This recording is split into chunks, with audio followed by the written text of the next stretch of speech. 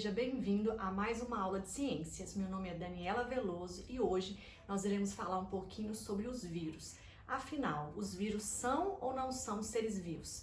Então, antes de considerarmos, essa grande dúvida, até mesmo entre os cientistas, a gente tem que relembrar quais são as características de um ser vivo, né? Então, de acordo, com cientistas, para um ser vivo, ser considerado dentro dos vários reinos da natureza, dentro dos 5 reinos da natureza, reino monera, reino protista, reino animal, reino vegetal e reino fungi, ele precisa ter algumas características. A primeira característica é metabolismo próprio. O que significa isso? Metabolismo próprio é o conjunto de atividades, que aquele organismo desempenha. Seria o trabalho das células, Então, aquele organismo que só tem uma célula, o metabolismo próprio seria o trabalho das organelas citoplasmáticas ali dentro da sua célula. Aquele organismo multicelular, que tem muitas células, o metabolismo próprio dele seria o trabalho das células, essas células, trabalhando aí nos órgãos e formando aí os sistemas, que ao todo formam o organismo. Então, ter metabolismo próprio, ou seja, o trabalho dos seus órgãos, das suas células. Então, essa primeira característica, os vírus não têm, porque os vírus, assim que ele invade um hospedeiro, que pode ser a gente, que pode ser uma planta, que pode ser um outro animal, ele faz com que as nossas células trabalhem para ele, Então, ele vai utilizar o metabolismo celular do nosso corpo, ele não tem metabolismo próprio.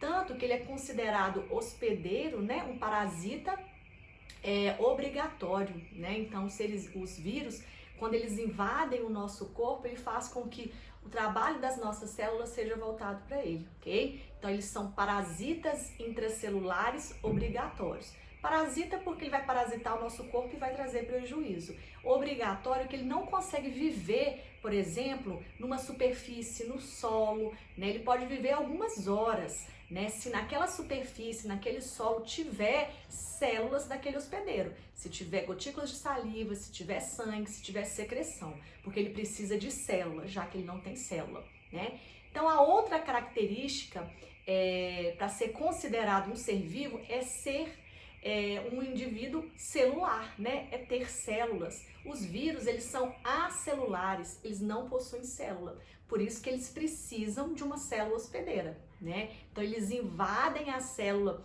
de um hospedeiro e utilizam os recursos daquela célula ali para se reproduzir, para sobreviver, para manter o metabolismo dele, Então, a segunda característica dos seres vivos em geral, que é ter células, os vírus também não têm, tá?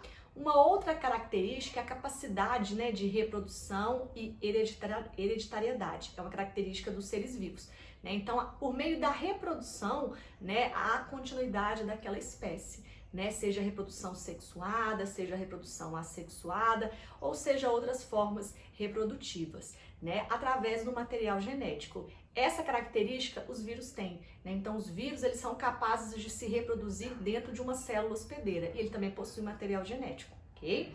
Uma outra característica dos seres vivos, é a percepção e reação ao ambiente. Os vírus não têm, já que eles são parasitas intracelulares obrigatórios, nem todos os seres vivos andam, As plantas, as esponjas, as hidras são seres vivos que não se locomovem, Mas eles reagem a estímulos externos, Então, por exemplo, se na sua casa tem uma janela onde tem uma entrada direta de luz e se você colocar um vaso de planta ali, com o tempo você vai observar que aquela área que recebe mais luz solar, os galhos tendem a crescer, em direção à luz, que seria esse movimento aqui de crescimento em direção à luz. Então, é uma reação ao ambiente, é reação ao estímulo da luz solar. Essa também é mais uma característica aí dos seres vivos.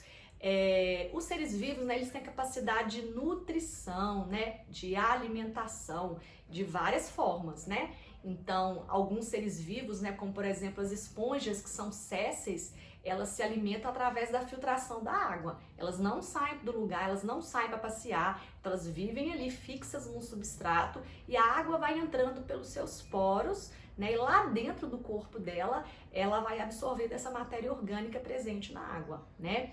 Os vírus, né, como eles vivem dentro de uma célula hospedeira, a sua nutrição se dá dentro daquele organismo que ele habita, né? Seja o nosso corpo, seja o corpo de um outro animal, seja dentro de uma planta, né?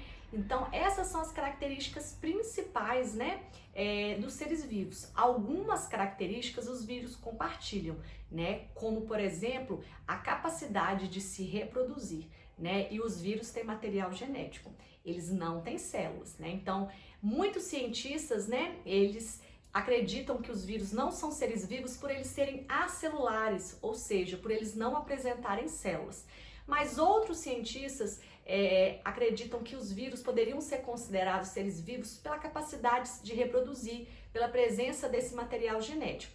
Mas vale ressaltar, pessoal, que os vírus, eles só conseguem se reproduzir dentro de uma célula hospedeira, né? Então, por exemplo, algumas superfícies, até a superfície do nosso corpo pode ter bactérias, né? Só que as bactérias, elas têm uma única célula, né? Elas são unicelulares. Então, essa única célula que forma o corpo de uma bactéria, por exemplo, vai suprir toda a necessidade bacteriana, né? Então, ali dentro tem organelas, cada organela tem uma função específica. Já os vírus, eles precisam estar instalados dentro de um hospedeiro para poder realizar essa reprodução, ok?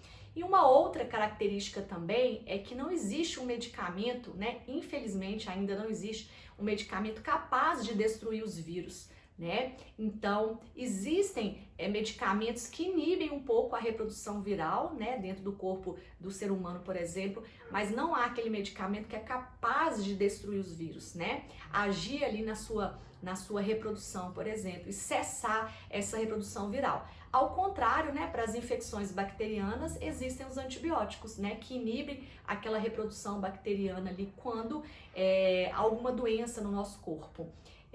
Uma outra característica dos vírus, já que não existem medicamentos eficazes, né, no combate às infecções virais, como então que a gente se livra das doenças virais, né?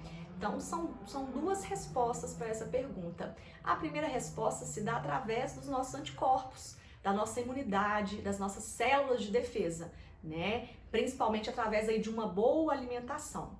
E uma outra característica seria por meio da vacinação, né? Então, a vacina, quando você recebe a vacina específica contra uma doença viral, por exemplo, você passa a produzir anticorpos específicos contra aquele vírus, né? Então, por algum momento aí da sua vida, você tiver contato, né, com aquele vírus, o seu corpo tem uma memória imunitária, já produziu um anticorpo quando você recebeu aquela vacina. Ou em algumas doenças, em alguns casos, né, quando você esteve doente. Então, você pode ficar imunizado tanto pela doença quanto pela vacinação, né? Então, essa é a grande dúvida, né? E afinal, os vírus são ou não seres vivos? Há essas duas hipóteses, né? E que eu esclareci aqui agora. Então, se a gente considerar a característica de material genético e de reprodução, ele seria considerado seres vivos. Mas se a gente considerar a característica estrutural de ter células, né?